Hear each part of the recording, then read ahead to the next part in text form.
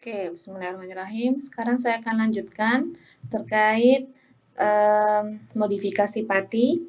Jadi yang akan kita bahas pertama adalah pati yang dimodifikasi dengan cara kimia, khususnya melalui ikatan silang atau cross-linking. Oke, pati secara alami, khususnya granulanya, diikat oleh ikatan hidrogen. Di mana kita tahu bahwa ikatan hidrogen ini itu ikatannya sangat lemah dan dia bisa sangat dipengaruhi oleh adanya temperatur yang tinggi, ada tekanan, ada asam, itu bisa pecah. Nah, karena ikatan hidrogen ini lemah, padahal ikatan hidrogen ini juga diperlukan, maka kita coba mengintroduksi, kita menggantikan adanya bifunctional reagents atau reagen yang ditambahkan untuk memperkuat granula pati dengan mengikat hidroksil group pada titik polimer tertentu melalui ikatan kovalen, sehingga proses swelling dan juga reduction pada granula akibat kerusakan bisa dihilangi. Jadi intinya gini, jadi kita tahu bahwa baik di pati tersebut baik amilosa atau amilopektin, ya, amilosa atau amilopektinnya ini punya ikatannya melalui ikatan hidrogen. Nah, tapi ternyata ikatan hidrogen ini dia sifatnya tidak stabil.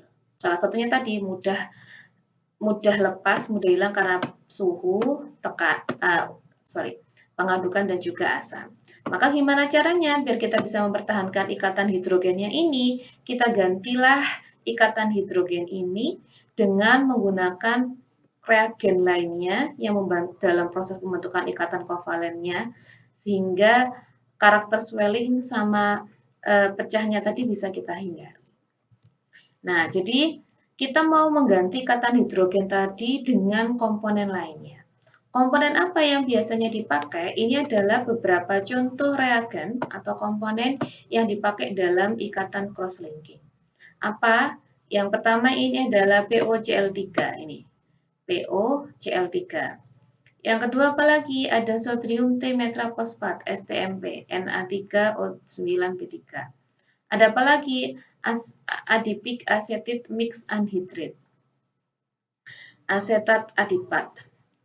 Ataupun ya gabungan ketiganya. Jadi ada 3 yang dominan yang sering dipakai, STMP, POCl3 sama adipic acetic.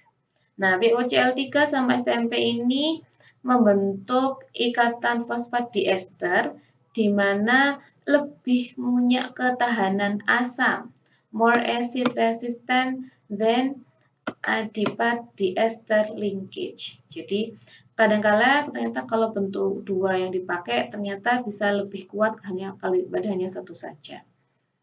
Kemudian di sini kalau POCl3 memang lebih dipakai karena dia tidak hanya tahan asam tapi juga tekanan atau pengadukan dan juga panas. Kemudian ada juga komponen lainnya yaitu epichlorohydrin digunakan di Amerika untuk membentuk ikatan diester di mana sangat tahan asam dan masih digunakan di beberapa negara. Jadi intinya mengganti ikatan hidrogennya dengan ikatan komponen dengan ikatan lainnya menggunakan suatu reagen. Itu intinya adalah proses modifikasi pati dengan cross-linking. Oke, biasanya berapa banyak sih yang dipakai reagennya? Sedikit saja, hanya 0,1 sampai 0,2%. Jadi ini menyebabkan satu ikatan cross-linking dari 1000 sampai 2000 diglukosil unit. Jadi nggak banyak, hanya sedikit sekali. Nah, kalau terlalu banyak cross-linkingnya, memangnya kenapa? Ini, kalau more cross-linking, maka granulanya akan semakin toleran akibat adanya panas ataupun panas ataupun reaksi perlakuan treatment kimia fisika lainnya dan bahkan bisa cenderung lalu mengental. Artinya kalau terlalu kuat ikatannya pun nanti jatuhnya malah tidak kita inginkan.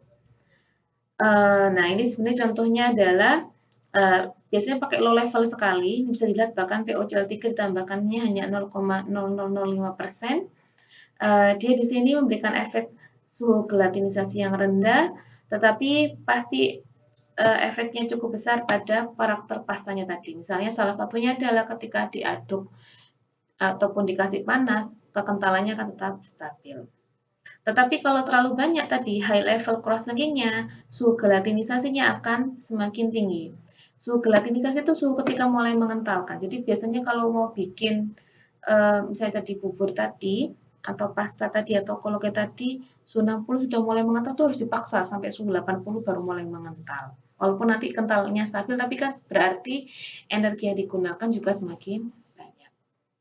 Nah, bahkan nih, kalau terlalu ekstrim, artinya semua ikatan hidrogennya diganti dengan ikatan cross-linking dengan ikatan ester dari 3 zat ini, misalnya, itu malah patinya nanti tidak tergelatinisasi. Jadi, patinya tidak akan mengental, patinya tidak ada granulanya tidak membesar, karena saking kuatnya ikatan yang dihasilkan tadi. Jadi ikatan hidrogen lemah, ini diganti dengan ikatan ini very very strong. Jadi nggak bisa dibuka granulanya, nggak bisa dimasukin air.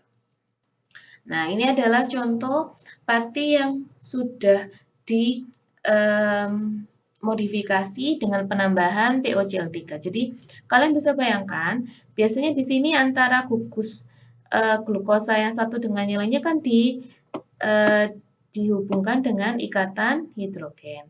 Nah, ini ikatan hidrogennya diganti dengan tadi contohnya POCl3. Bisa dibayangkan dong, pasti hidrogen ini ikatannya kecil, lemah, makanya dia di sini mudah lepas, mudah jadi encer dan sebagainya. Tapi kalau POCl3, dia di sini bisa dilihat molekulnya lebih stabil. Jadi, makanya tadi salah satunya keunggulannya cross-linking, dia tidak mudah mengalami penurunan viskositas akibat adanya asam ataupun pengadukan. Nah, pada penggambaran di mikroskop elektronnya, SEM-nya dilihat bahwa ketika cornstarch granulanya natifnya di cross-linking, no change in the shape of cornstarch. Jadi tidak menunjukkan adanya perubahan di bentuk ukurannya atau granulanya pati. Tapi kalau secara kimia memang ada efek, walaupun tapi kalau diamati ini tidak akan berubah sama saja. Nah, efeknya seperti apa? Karena memang cross-linking ini dia tidak, because the treatment did not produce gelatinization of the starch. Jadi memang patinya ini mengubah secara kimia, tapi tidak mengubah karakter tidak menghasilkan pati tergelatinisasi atau seperti apa enggak, tapi mengubah strukturnya saja. Nah, apa sih efeknya cross-linking pada granulanya, khususnya pada pembengkakan granula dan pasta? Pasti ketika pati itu sudah diberikan komponen kimia lain menggantikan komponen hidrogen untuk cross-linkingnya, patinya ini cenderung kurang larut, kemudian juga kurang mengembang. Jadi dia kekentalannya biasanya memang agak berkurang, tetapi stabil, bisa dibayangkan ya. Kan kekentalan itu didapatkan karena granula pati yang besar ini tadi kemasukan sama molekul air H2O. Nah, ketika si molekul H2O-nya ini masuk kan berarti menyerang ikatan hidrogen-hidrogen tadi dan lemah. Tapi ketika ada si ikatan dari cross-linking, H2O-nya kan masuknya juga agak terbatas, ngembangnya sedikit. Makanya ini swellingnya jadi lebih rendah. Oke, berikutnya lagi apa efeknya? Increase cross-linking reduce the gel strength of a good amylose containing starch. Nah, efek baliknya adalah ketika diikat kuat, maka ketika nanti walaupun sudah selesai di puncak gelatinisasi, nggak banyak yang akan keluar amilosanya. Amilosanya ini nggak banyak yang keluar, maka nanti yang dihasilkan produknya nggak akan terlalu ngegel. Gelnya akan rendah karena amilosanya nggak banyak keluar, karena masih terikat di dalam granulanya. Selain itu apa juga? Ini juga jadi keunggulan lainnya. Freeze-thaw-nya akan stabil. Karena tadi ikatannya kuat, dia nggak gampang lepas. Airnya yang kalau udah masuk ya masuk, nggak akan mudah keluar masuk karena ikatan hidrogennya tidak stabil, sehingga freeze-thaw-nya akan tetap stabil.